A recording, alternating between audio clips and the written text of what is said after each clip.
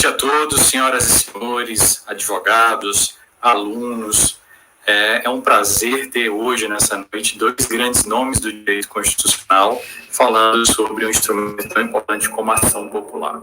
Então, nessa noite, nós vamos ter agora o professor Rogério Silva, que é doutor em Direito pela Universidade Federal do Ceará, mestre em Direito Constitucional pela Universidade de Fortaleza, é especialista em Direito Processual Civil pela Faculdade Farias Brito e pelo Instituto Cearense de Estudos Avançados, bacharel em Direito pela Universidade de Fortaleza, advogado aqui no Ceará, professor de cursos de graduação, inclusive nosso professor na Faculdade do Maciço de Baturité, palestrante e debatedor em congressos e encontros de pesquisa e autor da obra Ação Popular Constitucional, Teoria e Prática. É sempre uma alegria recebê-lo, professor Rogério. Boa noite, professor Rogério, tudo bem? Boa noite, professor Tafarel, boa noite, alunos, boa noite, colegas advogados e advogadas. Sejam bem-vindos para este evento maravilhoso, né, de caráter internacional, com um grande amigo que ora chega conosco. Muito bem. E vamos anunciá-lo aqui também. Você quer falar um mini currículo dele, professor Rogério? Pode apresentá-lo? Um pouco difícil, porque não há um mini currículo. Se você, professor, já deve ter sintetizado, sabe aí a grandiosidade do grande mestre uruguaio. Exatamente. Eu vou apresentar aqui, vou chamar aqui para se unir a nós. Ele, que é doutor em Direito em Ciências Sociais e advogado pela Universidade Maior da República, é professor de Direito Público na Universidade Maior da República, integrante fundador da Associação Mundial de Justiça Constitucional, dentre tantas outras, autor de vários livros, integrante de diversos conselhos editoriais de revistas internacionais, é ex-assessor da Presidência da República e assessor jurídico do Poder Legislativo. Assessor jurídico do Serviço Civil da Presidência da República, chefe da assessoria jurídica das obras sanitárias do Estado, dentre, como o professor Rogério falou, tantas e tantas outras honrarias. Eu recebo agora, com muita alegria e já agradecendo por ter aceitado o nosso convite, o professor Rubem Flores Dapkevicius. Boa noite, professor Rubem. Seja muito bem-vindo. Você está sem microfone nesse momento. Está mutado. Buenas noches. Buenas noches, profesor Tafarel. Buenas noches, querido amigo, profesor Rogerio. Buenas noches a todas las personas, colegas, estudiantes, interesados en el derecho constitucional que nos están escuchando. Gracias por las boas-vindas, por las bienvenidas. El totalmente honrado de estar con ustedes siempre soy yo, siempre lo seré, porque para mí es un honor el poder ficar con y entre ustedes. Antes de ingresar a esta palestra, recordábamos, como siempre recuerdo, al querido profesor Paulo Bonavides, que tuve el gusto de conocer. Y buenas noches, Débora, buenas noches a todos los que están saludando, Alan, Fabiano, etc.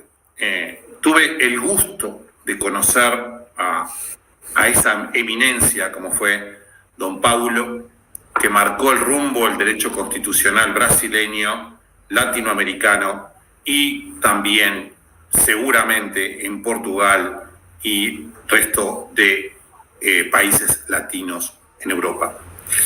Por tanto, muchas gracias e um prazer. Muito bem. Então nós vamos começar, o professor Rogério vai começar falando um pouco sobre a ação popular, notadamente no Brasil, e o professor Rubem vai complementar logo na sequência. Então, professor Rogério, você tem a palavra, pode iniciar a sua fala, fique à vontade, como sempre. Obrigado. Uma boa noite a todos e a todas. Eu quero agradecer desde logo à Escola Superior da Advocacia do Ceará, que de pronto acolheu a proposta deste evento, na pessoa do professor Tafarel, que é membro desta instituição regional, diretor da mesma instituição regional no Baturité. Também é coordenador da nossa faculdade do Maciço do Baturité e que leciono e tenho também a honra de congratular com o nosso diretor-geral, o professor Edilson Castro. Aos nossos alunos, os alunos da FMB, os nossos alunos de um modo geral, aos nossos colegas advogados e advogadas, teremos aí uma noite memorável. E eu quero agradecer ao maestro, amigo Rubem Fuentavicius, que nos atende aqui, nesta terra de constitucionalismo, de maestro Paulo Bonavides, como assim se pronunciou desde logo. Bem, professor de saudosa memória, professor Paulo Bonavides, recentemente falecido, né? Mas eu quero dizer que nós estabelecemos esse encontro com o professor Rubens através das redes sociais, mas nós já nos conhecíamos através da literatura, porque nas minhas peregrinações latino-americanas eu estava diante lá da Suprema Corte de Justiça Uruguaia e resolvi ir a uma livraria para adquirir um bom livro de direito constitucional. E aqui eu fiz a obra do professor Rubens, o Manual de Direito Constitucional, que eu tive a honra de logo folhear as primeiras páginas para ver a densidade, a profundidade que a gente reconhece de logo. Depois fiz já inúmeras citações em artigos que publico. O professor digamos assim, um publicista também, um grande publicista, não só no direito constitucional, mas também no direito administrativo. E outras, um professor reconhecido em direito tecnológico, né? Muito bem, mas eu quero dizer, maestro Rubem, que esta terra de Ceará também é sua também, nosso Ceará. Muito bem. Bom, o tema da ação popular constitucional, para nós, é um tema muito caro. Foi matéria desenvolvida por mim no nosso mestrado, com a orientação de dois grandes professores que já não estão mais entre nós. O primeiro, professor José de Albuquerque Rocha, reconhecido pela sua teoria geral do processo, e também o professor Arnaldo Vasconcelos, que tinha a obra memorável, o autor da teoria da norma jurídica. E o tema da ação popular, ele é muito oportuno pelo espírito democrático que se apresenta, da mais ampla participação popular no controle político jurisdicional. Nós estamos falando de um remédio constitucional que visa a proteção, lato sensu, do patrimônio, impondo, né, ao agente político e até mesmo particulares as nossas limitações perante essa garantia constitucional. Tem fundamento, depois o professor Rubens vai nos dizer se a ação popular também encontra fundamento, a garantia no bojo da própria Constituição uruguaia. Aqui nós vamos encontrar no artigo 5º, no âmbito das garantias fundamentais, o inciso 73 da nossa Constituição. Agora, a ação popular constitucional, ela ganha status na Constituição de 1934, que era, então, a primeira Constituição intervencionista após aí o advento da República, ou seja, uma Constituição típica do Estado Social, que surge com outros remédios, manifestamente o mandado de segurança. Mas só teve uma instituição infraconstitucional, com o advento da Lei 4.717, de 1965. E elegeu o cidadão, né, que goza da plenitude dos direitos políticos, ou seja, aquele que tem capacidade eleitoral ativa, podendo até ser mais de um cidadão, a legitimidade, né, para ingressar com o remédio constitucional, muito embora o STF já tenha dito, não pode ser a chamada pessoa jurídica.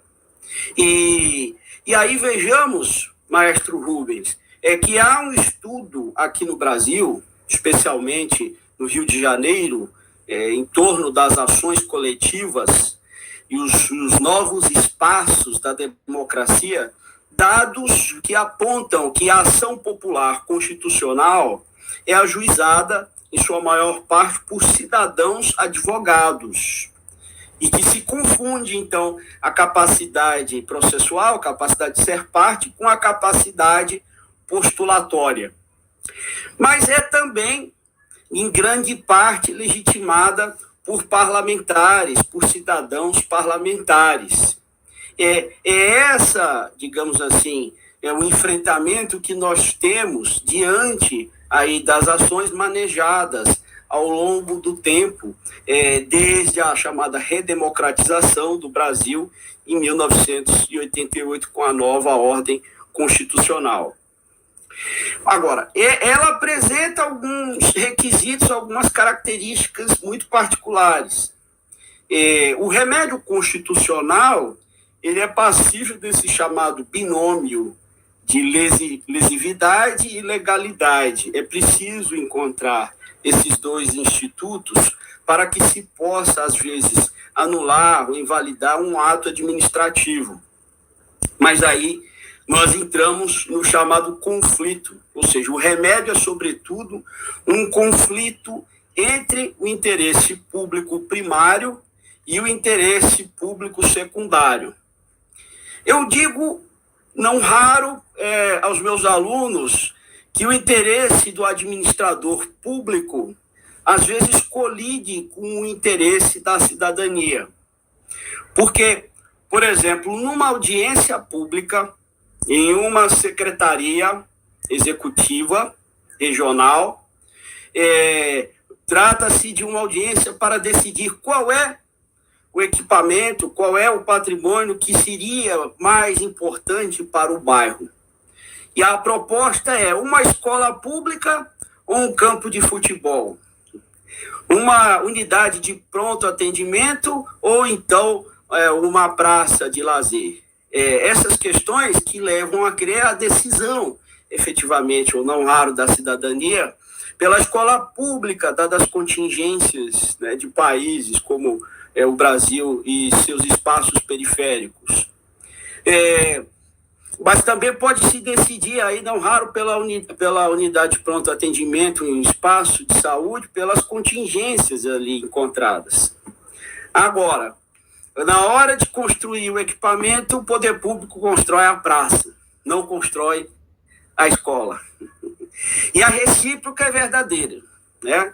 É possível que, numa audiência pública, a cidadania tenha escolhido o campinho de futebol, mas o gestor, o poder público, entende que a escola seria mais meritória, seria mais necessária. Por essas razões, existe esse conflito entre o interesse público primário e secundário.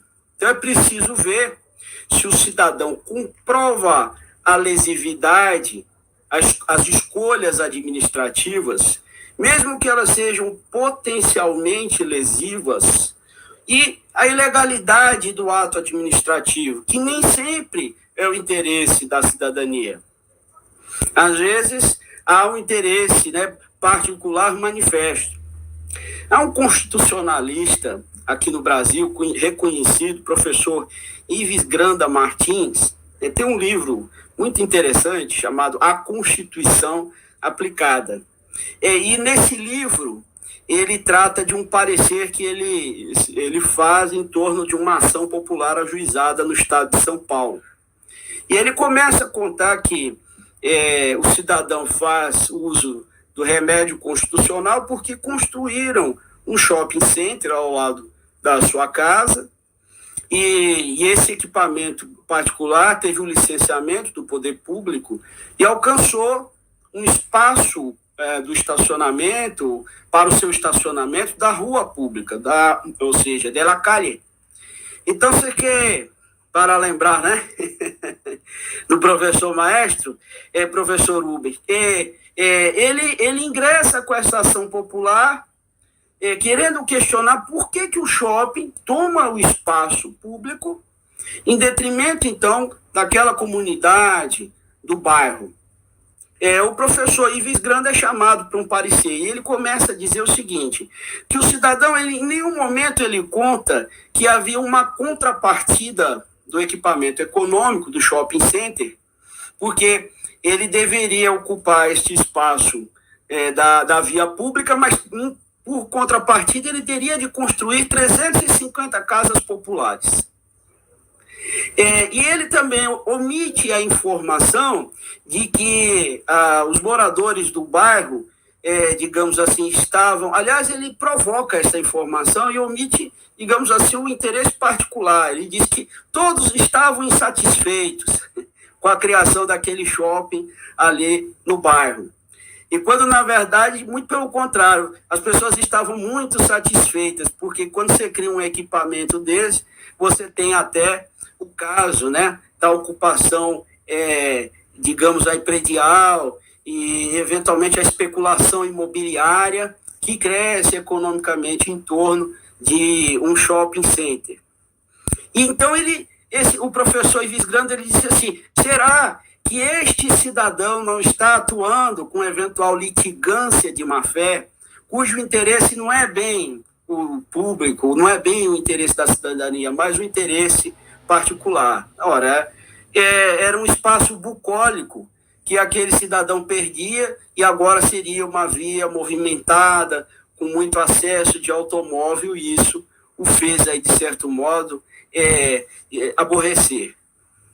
Então, são essas questões que começam a provocar este enfrentamento no bojo de uma ação popular. Ou seja, o autor tem que comprovar, de fato, a ilegalidade do ato administrativo e combinando a isso uma eventual lesão ao patrimônio de uma forma geral. É claro que a ação popular, ela ainda se estende a vários aspectos, à moralidade administrativa, ao patrimônio histórico e cultural, ao erário público, ao meio ambiente, questões que podem ser colacionadas, né, no âmbito desta ação.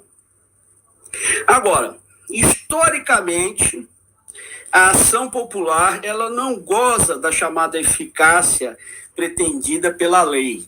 Este é um problema político, sociológico, né? E a dogmática costuma diferenciar, maestro Rubens, da eficácia e da efetividade. Aqui no Brasil, essa distinção é muito recorrente na obra de um constitucionalista, o professor Marcelo Neves. Em seu livro A Constituição Simbólica, ele trata efetivamente dessa distinção. Mas eu lembro de um argentino, recentemente falecido, radicado no México, professor Oscar Correas, que também usava dessa distinção da eficácia e da efetividade, distinguir essas duas instituições. Eu gosto de me filiar à corrente de professor Oscar Correas, porque ele diz o seguinte: há um problema gradual pela qual a hegemonia política se vê afetada à norma. Ele chamava a atenção desse processo hegemônico, né? Ele chamava a atenção. Às vezes a lei, ela do ponto de vista da eficácia, grandiosa, mas digamos assim, efetivamente baixa, ou não tem efetividade, porque o produtor do discurso legislativo imaginou, de fato, uma norma pela qual a cidadania ganharia, né, as benesses da democracia e do controle político. Porém, há uma série de percalços, há uma série de problemas da aceitabilidade, ou seja, até da compreensão ou até do aparelho político para que ela se torne, de fato, efetiva. Por isso que se veem mais ações civis públicas, que é filha desta ação popular, do que as ações populares. Porque a ação civil pública fica à legitimidade do ente ministerial, do Ministério Público, ao passo que a ação popular fica aos cuidados da cidadania, nem sempre emancipada, nem sempre autônoma do ponto de vista político para este certame. Agora, eu quero acreditar que a ação popular constitucional ela pode fazer este papel formidável. Para a gente caminhando aqui alguns minutos do meu discurso, o professor Paulo Bonavides, ele praticamente incentivou as chamadas instituições participativas democráticas. Mas um cidadão instigado, professor, é um cidadão feroz. Como dizia a música do Roberto Carlos, né? Animal ferido. Esta fera ferida, certa feita, saindo do processo intervencionista que nós vivíamos no Brasil, o governador do estado de São Paulo, na época, então, o senhor Paulo Maluf, criou um desafeto político com um funcionário de um banco estatal. E aí desligou prematuramente este funcionário por desafetos ideológicos políticos. Este cidadão maltratado se enfureceu e entendeu mudar definitivamente de vida. Eu li isso aí há muito tempo numa revista brasileira, Carta Capital. A história fascinante de um cidadão que ganhou uma ação em face do então prefeito Paulo Maluf. Ele vai atrás e percebe que a época deste governo, no estado de São Paulo, criou-se a Paulipetro. Paulipetro, uma empresa pública que buscava petróleo nas terras paulistanas, e em consórcio com a Petrobras. Mas a Petrobras de logo se desligou daquele projeto fascinante, porque dizia que no local onde se perfuravam os poços não havia petróleo. E, efetivamente, a empresa Paulipetro continuou com licitações superfaturadas e construiu, então, o ex-governador um império da indústria, né? Um império econômico particular imenso. Bom, este cidadão, ex-funcionário do banco, advogado, me lembro de ler nas entrelinhas da revista que a filha chegava a chorar porque o pai, após perder o emprego, não podia comprar um calçado, colocava jornal no calçado, e ele se aventurou a estudar para concurso público. Aí ele ajuiza a ação popular em face do ex-governador, que era o agente político, também em face da Paulipetro e da Petrobras. Mas a Petrobras, de logo, passa ao polo ativo da ação, professor, porque ela entende num litisconsórcio que o cidadão estava correto, ela de logo saiu do projeto, ela não ficou, não continuou. E ele leva adiante a ação e passa no concurso para a magistratura. Ele, inclusive, teve de fazer subestabelecer a ação popular para outro advogado, porque enquanto juiz já não podia mais promover ou dar continuidade àquela ação. Mas após 28 anos, a ação chega por via de recursos à ação popular constitucional ao Supremo Tribunal Federal, que faz com que o então governador devolva 4,3 bilhões de reais aos cofres públicos do estado de São Paulo, de acordo, né, com, digamos, o andamento e tanto tempo que se procedeu a essa ação. E ele ainda ganha alguns honorários, professor, enquanto era advogado, muito embora já não fosse mais causídico, era então já desembargador de um TRF no estado de São Paulo. A ação popular, enfim, é este instrumento inusitado e democrático que nós conhecemos, mas temeroso, muitas vezes, pelos enlaces políticos corriqueiros que se dão nas contingências, né, dos municípios brasileiros ou nas contingências dos poderios dos estados brasileiros. ela não é uma ação do controle concentrado de constitucionalidade, mas no seu próprio bojo é possível um controle difuso do sistema típico americano, assinalando a inconstitucionalidade também de atos normativos, pela qual se ofende a moralidade administrativa, não raro se transgride a norma de proteção ao meio ambiente.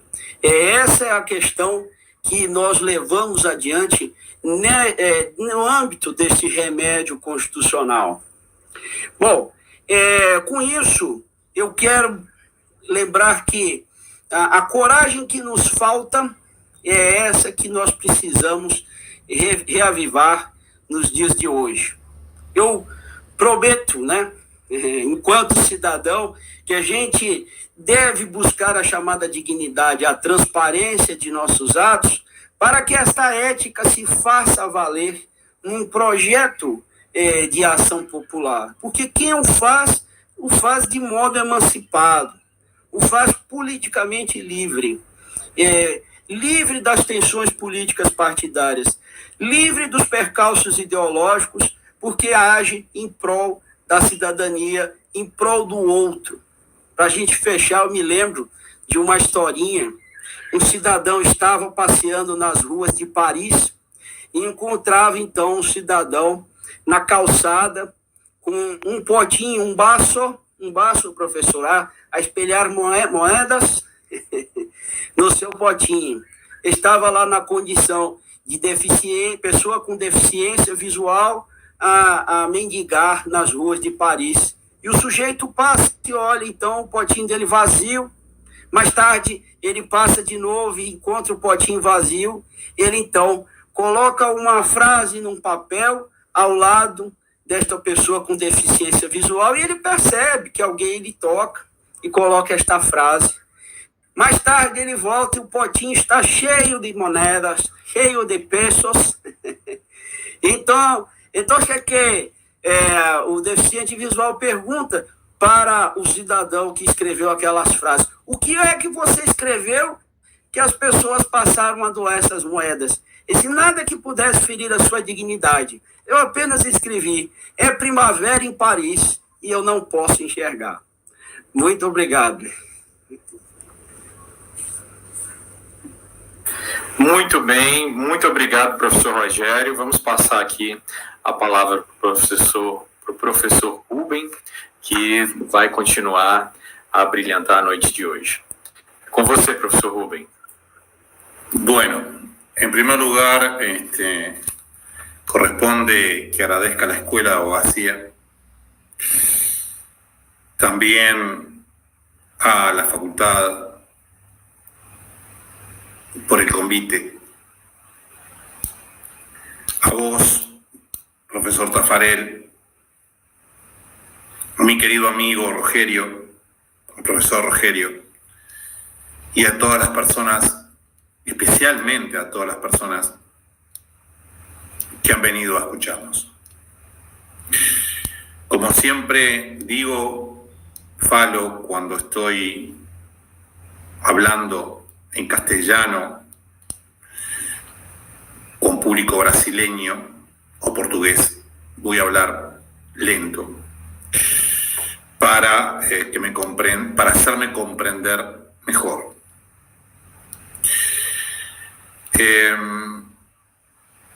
Gracias por su tiempo. La finalización de la palestra de mi querido amigo Rogerio me hizo reflexionar respecto de un tema fundamental, como es, en definitiva, el marketing. Es un tema de marketing. Yo hace poco publiqué algo parecido, un video parecido, en donde una persona está pidiendo dinero. Pido licencia cuando utilice alguna palabra en portugués. Les pido licencia a ustedes que sepan comprenderme y que lo hago para nuestro beneficio. Les pido licencia, permiso. Y en definitiva pasaba lo mismo. Decía algo similar ese video. Por tal motivo, desde ya les digo que más allá de la acción popular, la finalización nos introdujo en un tema que no voy a hablar, que es el marketing 4.0, que tiene que ver con la tecnología, con la creación de networking, de contactos. Muy interesante que lo haya traído a colación, mi estimado profesor Rogelio. El tema de la acción popular es un tema que debe definirse en un comienzo en qué entendemos por acción popular. ¿Qué entendemos por acción popular? Yo estaba mirando, hoy estuve mirando el artículo 573, numeral 73 de la Constitución brasileña de 1988. Una constitución muy importante en la que tiene que ver con el desarrollo constitucional de América Latina. A nosotros nos cuesta a veces un poco seguir los cambios constitucionales porque la Constitución ha sido reiteradamente modificada, con agregados fundamentalmente, según tengo entendido, aunque se puede bajar bien o se puede ver bien en Plan Alto, en la página de Plan Alto. Entonces, todo parte de mi punto de vista, ¿qué entendemos por acción popular? El artículo 5, 73, es muy claro en el caso de la Constitución brasileña. Establece, como lo decía muy bien mi querido amigo, una acción popular, la denomina de esa manera, la llama de esa manera, y establece una serie de requisitos primarios que luego fueron ejecutados por la ley correspondiente. Así corresponde al ciudadano. Como bien decía mi querido profesor, se deben dar determinados elementos, otros elementos que menciona muy claramente. La lesividad, el hecho de la moralidad, etc. En el derecho comparado en general, no todos tenemos acción popular de esa manera legislada, de esa manera establecida, e inclusive con ese nombre. El nombre no hace a la cosa. Evidentemente que el nombre no hace la cosa, sino que lo que hace es la sustancia. Yo evidentemente no voy a hablar del derecho brasileño. El profesor Rogelio lo hizo con la precisión del caso, con la precisión que nos acostumbra además, con la precisión que nos acostumbra, con la que tiene, con la que posee. Y habló, creo que de timidez y de algunos otros elementos, porque a veces la legislación, como él decía muy bien, se establecen grandes programas, majestuosos programas, ideas, y después es muy difícil llevarlas a la práctica. Una cosa es la Constitución y otra cosa es la Constitución en acción, cuando aplicamos la Constitución. Son cosas completamente distintas. Por eso, muchas veces, en algunos casos, especialmente, no deberían establecerse normas constitucionales. Estos mecanismos de democracia directa, en general de democracia directa, son fundamentales, como se señaló, para el ejercicio de la democracia. En castellano, democracia, para la democracia. Son fundamentales porque el ciudadano vota, elige en los comicios a sus representantes, y si no existieran estos mecanismos de democracia directa, no tendríamos el más mínimo control sobre los mismos, salvo en la próxima elección. No tendríamos otro control. Uruguay es un sistema constitucional semi-representativo. Tiene determinados institutos de democracia directa, institutos fundamentales. También tiene determinados institutos de control de los actos administrativos, de los municipios, de los gobernantes en general. Pero empecemos por algunas distinciones. Si bien se está hablando de democracia, de acción popular, yo voy a hacer mención a algunos institutos que no son acción popular, propiamente dicha, de esa manera legislada, pero sí regulada en el derecho comparado y que son muy importantes. Una de ellas, que Uruguay no tiene, mi país no lo tiene, es la revocación de mandato. Nosotros no tenemos la revocación de mandato. Eso queda en definitiva a los gobernantes cuando son elegidos. Solamente pueden ser removidos, los elegidos popularmente, solamente pueden ser removidos por ellos mismos, digamos, mediante juicio político, esencialmente mediante juicio político. Ustedes saben que en una democracia, lo que gracias a Dios existe son los partidos políticos.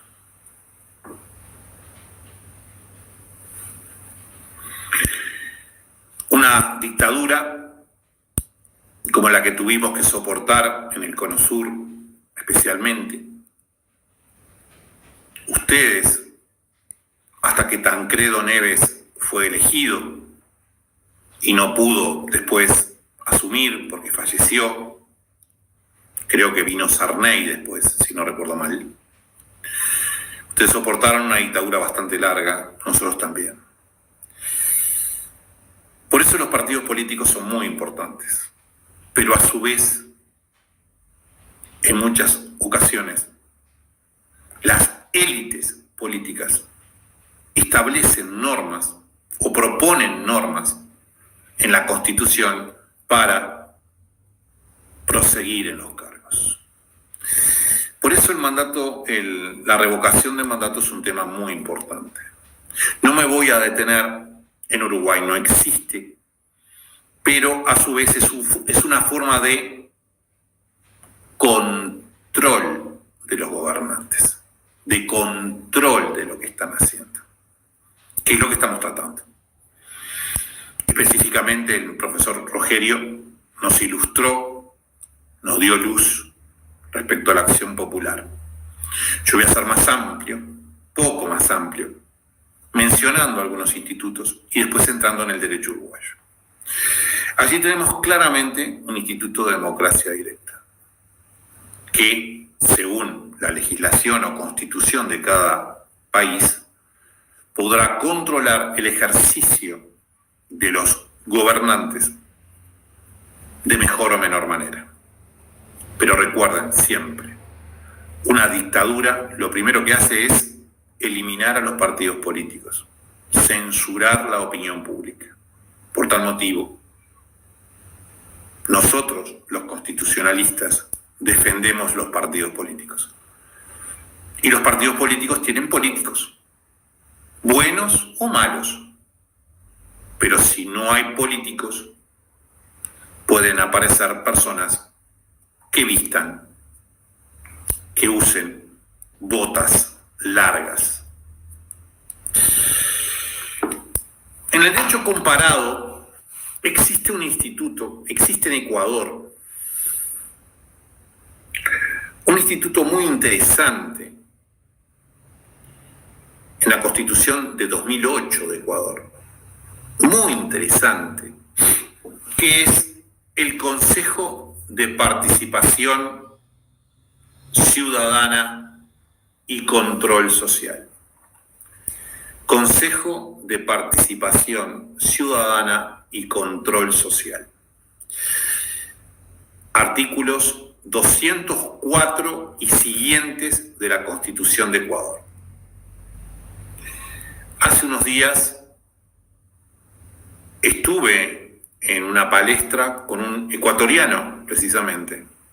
Por eso es fundamental este tipo de diálogos, este tipo de encuentros, donde intercambiamos, donde conocemos mejor el derecho. No es lo mismo leer a Rogerio, por ejemplo, que escucharlo. Es diferente. Siempre es mejor escuchar. Y escuchaba a este profesor ecuatoriano hablarnos de este Consejo de Participación Ciudadana y Control Social. Artículo 204 y siguientes. Ellos, inclusive, determinan que es una función jurídica del Estado. Algunos hablan de un poder de control social. Evidentemente, más allá del nombre, estamos ante una especie de acción popular. Es muy claro. Tengo acá el texto. Este título de la Constitución ecuatoriana comienza diciendo: Fala, Opobo, el pueblo, Opobo, es el mandante y primer fiscalizador del poder público en ejercicio de su derecho a la participación. Así comienza el título cuarto de la Constitución ecuatoriana. El pueblo es el mandante, el povo es el mandante y primer fiscalizador, controlador del poder público en ejercicio de su derecho a la participación. La función de transparencia y control social, se impulsará de determinada manera. No me voy a detener.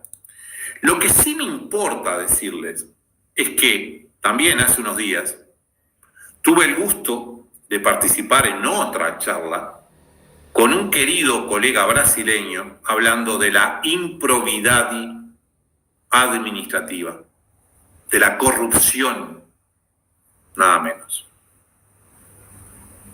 Y él falaba respecto a las leyes que protegen al pueblo respecto de la corrupción. Nos decía en esa conferencia que Brasil está bastante complicado con la corrupción. Qué importante entonces la acción popular.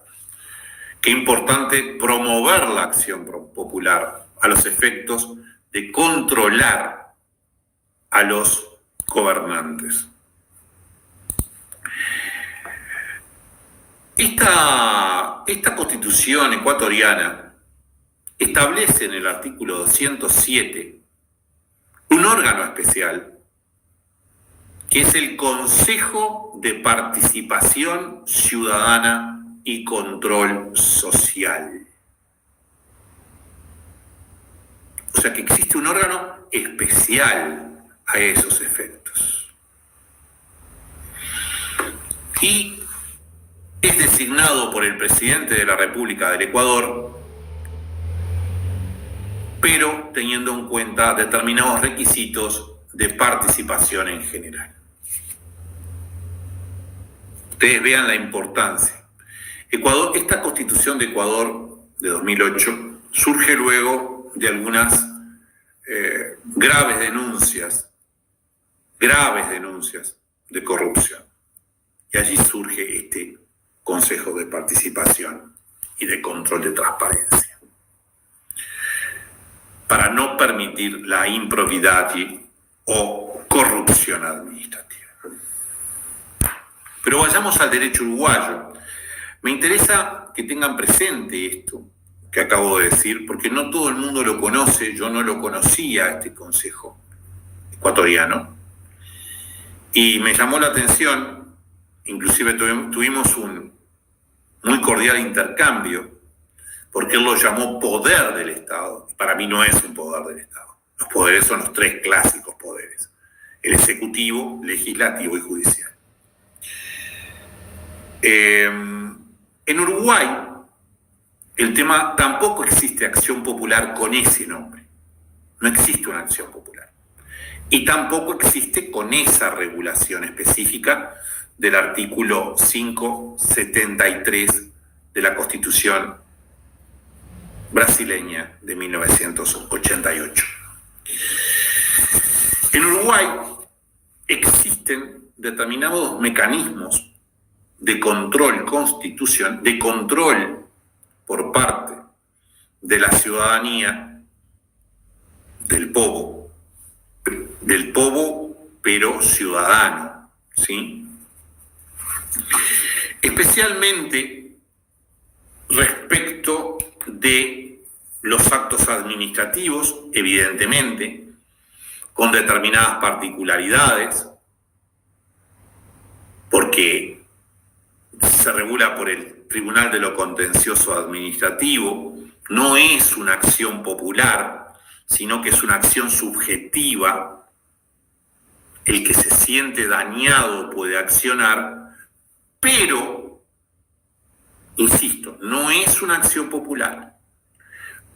Es una acción subjetiva. Tiene que haber un daño y un interés directo, personal y legítimo, pero solo se aplica en principio al caso concreto.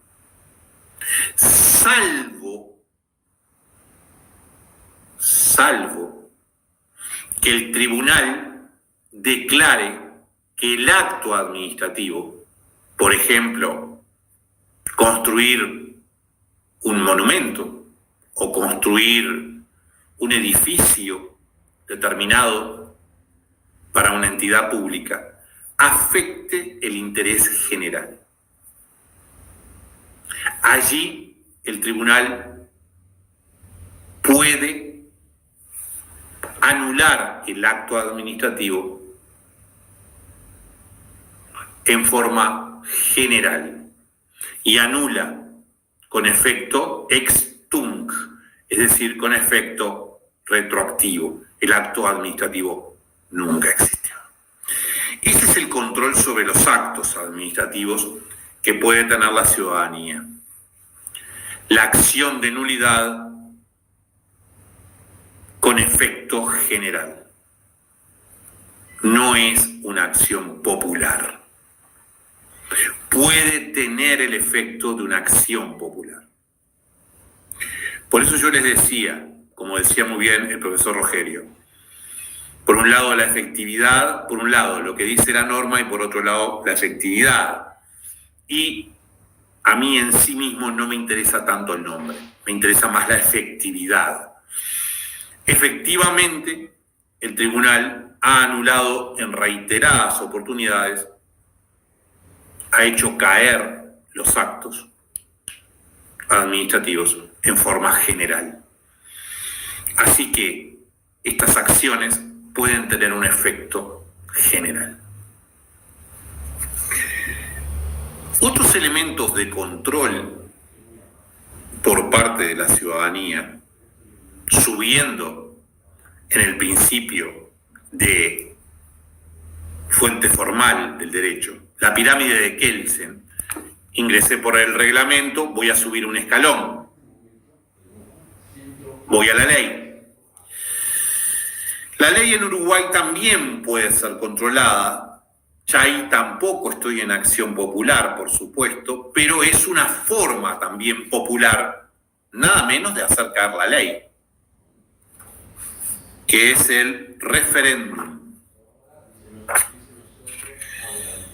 Esas son las formas de control más importantes que nosotros tenemos. El 25% es el artículo 79.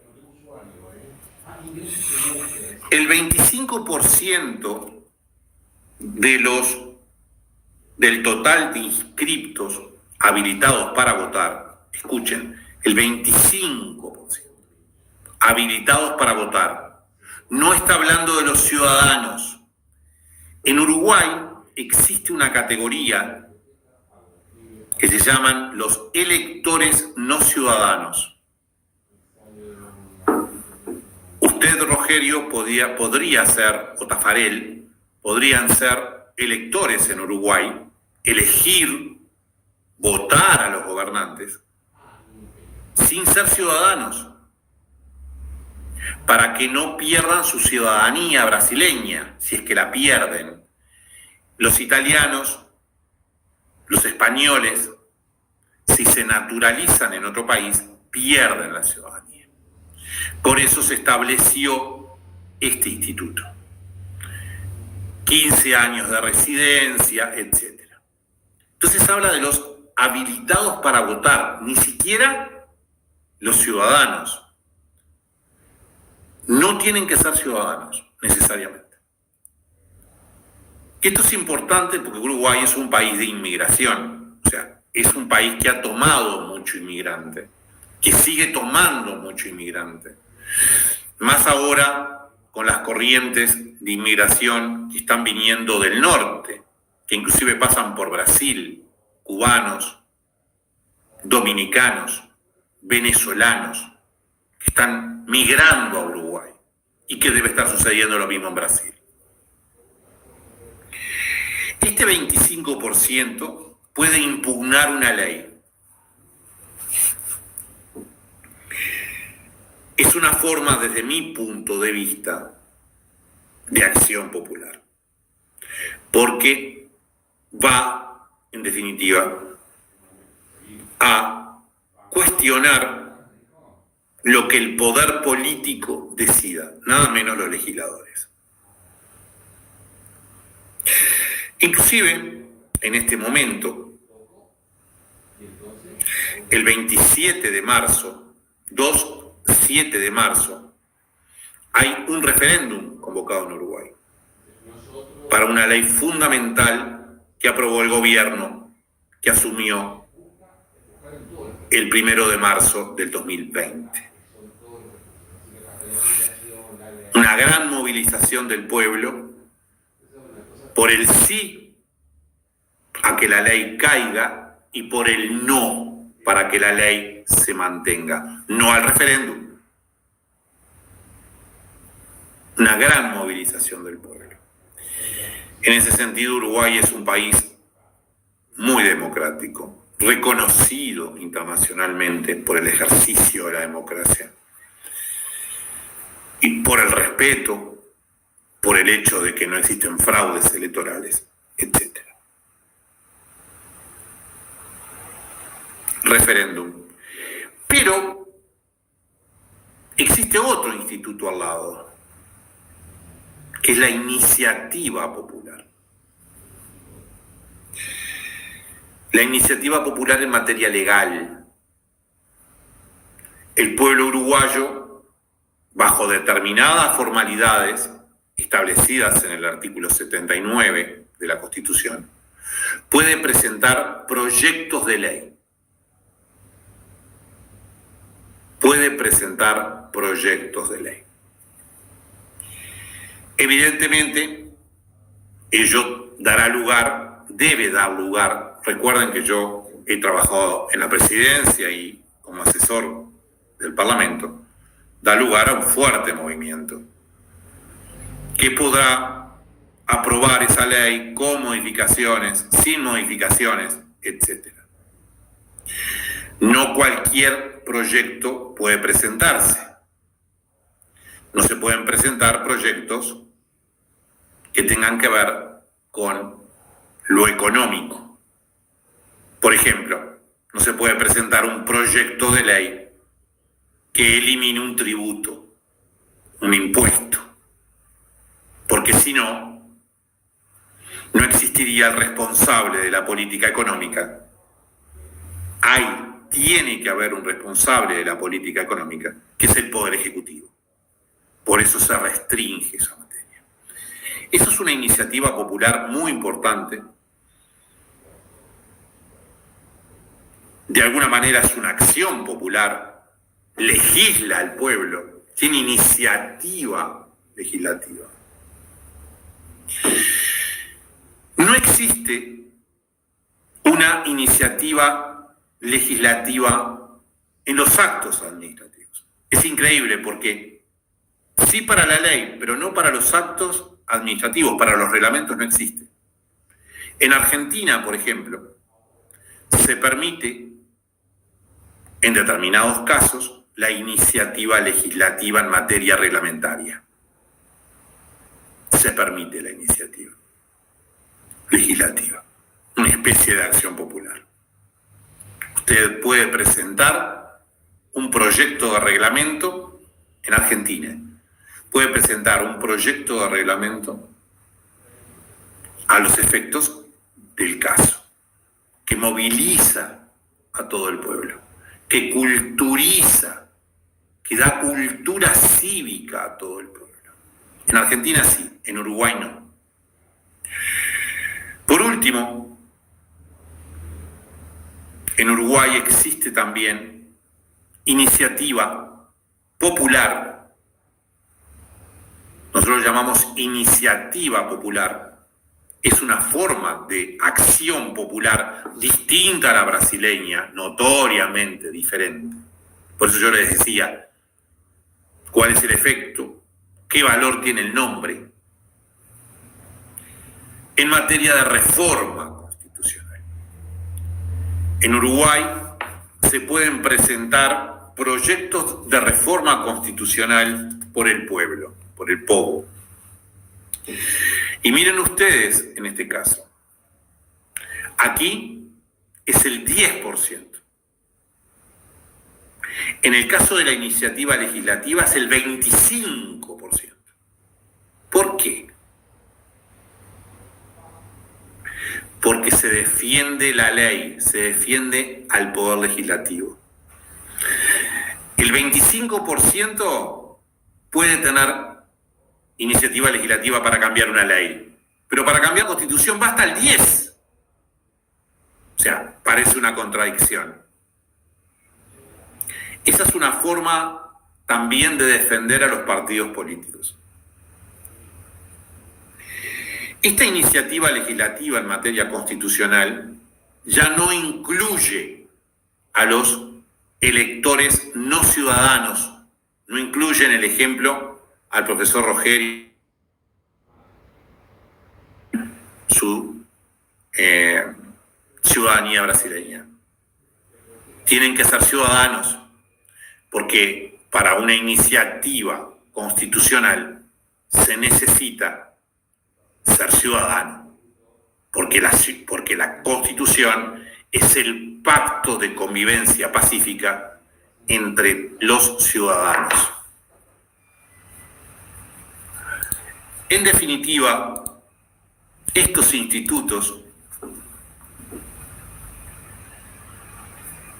de control social, que como hemos visto existen con diferentes nombres, con diferentes efectos, con diferentes sujetos en el control, son fundamentales para el ejercicio de la democracia.